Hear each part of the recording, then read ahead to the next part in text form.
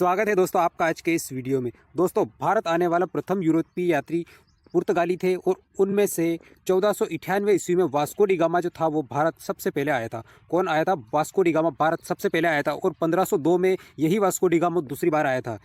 अब भारत आने वाला दूसरा पुर्तगाली कौन था? तो दोस्तों दूसरे पुर्तगाली की बात करते हैं तो वो 1500 ईस्वी में आया था और उसका नाम था पेड्रो अल्वारेज कैब्राल। क्या नाम था? Pedro Alvarez Cabral. ये भारत आने वाला दूसरा पुर्तगाली था। दोस्तों आगे तो भारत का प्रथम पुर्तगाली गवर्नर कौन था? तो वो था दोस्तों फ्रांसिस्को डी अल्मीडा।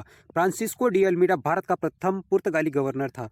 दोस्तों भारत आने वाला प्रथम ब्रिटिश नागरिक कौन था? तो वो था जॉन मिंडेल हॉल। जॉन मिंडेल हॉल जो था भारत आने वाला प्रथम ब्रिटिश नागरिक। बढ़ते हैं दोस्तों अगले प्रश्न की ओर। तो सम्राट जहांगीर के दरबार में आने वाला प्रथम अंग्रेज कौन था? तो दोस्तों वो था कैप्टन हॉकिंस।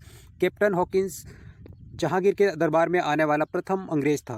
दोस्तों बम्बई का संस्थापक कौन था? तो वो था जेराल्ड ओंगियार था। जेराल्ड ओंगियार बम्बई का संस्थापक। अगला प्रश्न दोस्तों कोलकाता का संस्थापक कौन था? तो दोस्तों कोलकाता का संस्थापक 1690 ईस्वी में जॉब चार्नक द्वारा कोलकाता शहर बसाया गया। किसके द्वारा? जॉब चार्नक द्वारा कोलकाता की स्थापना की गई थी।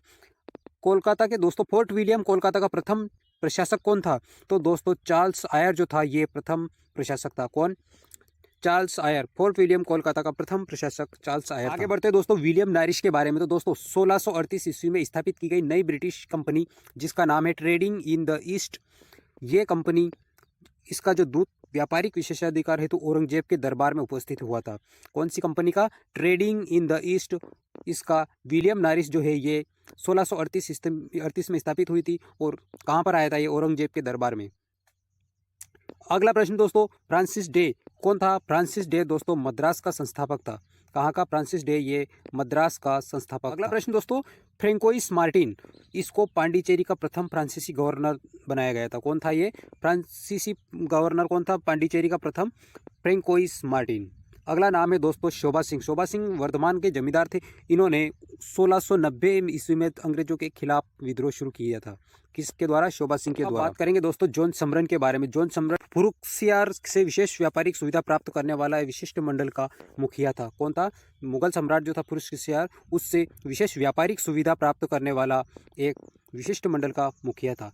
कौन? जॉन सिमरन। अगला नाम है दोस्तों फादर मॉन्सरेट। फादर मॉन्सरेट दोस्तों अकबर के दरबार में पहुंचने वाला प्रथम शिष्टमंडल का अध्यक्ष है। दोस्तों आगे कैरोन फ्रैंक जो था ये भारत में प्रथम फ्रांसिस फैक्ट्री जिसकी स्थापना सूरत में करने वाला व्यक्ति था। कौन था ये? कैरोन फ्रैंक। भारत में जो सूरत में फ्रांसीसी फैक्ट्री की स्थापित हुई वो कैरोन फ्रैंक के द्वारा स्थापित की गई थी। और दोस्तों फ्रैंक कैरो के द्वारा सूरत में 1668 ईस्वी में फ्रांसीसियों की प्रथम कोठी स्थापित करने वाला भी है।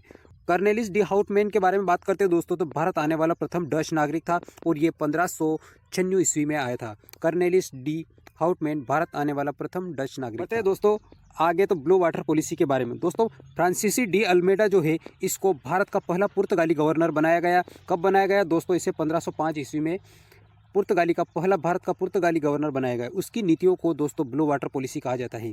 यानी फ्रांसीसी डी अल्मीडा की नीतियां है उसे ब्लू वाटर पॉलिसी कहा जाता है क्योंकि ये इसकी जो समुद्र क्षेत्र के तटीय क्षेत्रों के आसपास ये उसको क्षेत्र पर कब्जा करना चाहता था। दोस्तों इसकी नीति के तहत पुर्तगाल को समुद्र क्षेत्र में ताकतवर देश स्थापित करना चाहता था ये और हिंद महासागर को नियंत्रित करना चाहता था।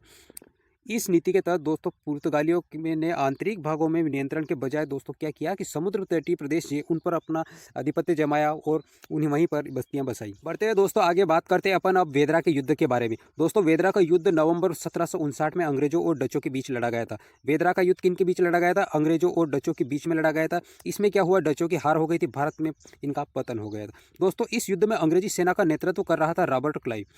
रॉबर्ट क्लाइव ने इस वेदरा का युद्ध का नेतृत्व किया। इस युद्ध में डचों की प्रभुता सभी तरह से समाप्त हो गई, नष्ट हो गई और बंगाल में अंग्रेजों का कोई यूरोपीय प्रतिस्पर्धा उनसे मुकाबला करने वाला कोई नहीं रहा। आगे दोस्तों वाडिवाश के युद्ध के बारे में बात करते हैं दोस्तों तो वाडिवाश का जो युद्ध है ये 1760 में अंग्रेजों और फ्रांसीसियों के बीच लड़ा गया था। किन किन के? अंग्रेजों और फ्रांसीसियों के बीच में 1760 में वाडिवाश का युद्ध लड़ा गया था। इस युद्ध में दोस्तों फ्रांसीसियों की हार हुई, यहाँ पर भी अंग्रेजों की जीत हुई। पांडिचेरी अंग्रेजों को सौंपना पड़ा फ्रांसीसियों द्वारा।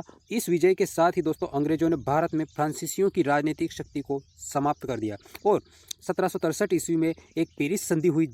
इस संधि के दौरान दोस्तों अंग्रेजों ने क्या किया, चंद्रनगर को छोड़कर बाकी अन्य प्रदेश जो फ्रांसीसियों के अधिकार में थे 1749 ईस्वी तक थे उनके पास, उन्हें वापस कर दिए और इन क्षेत्र को वापस कर दिए और ये क्षेत्र भारत स्वतंत्र होने तक इन्हीं के पास। दोस्तों वीडियो पसंद आया तो वीडियो को लाइक कीजिए, चैनल पे अगर नए हैं आप दोस्तों तो प्लीज़ चैनल को सब्सक्राइब कर लीजिए। मिलेंगे अगले वीडियो में, तब तक के लिए आपको बहुत बहुत धन्यवाद।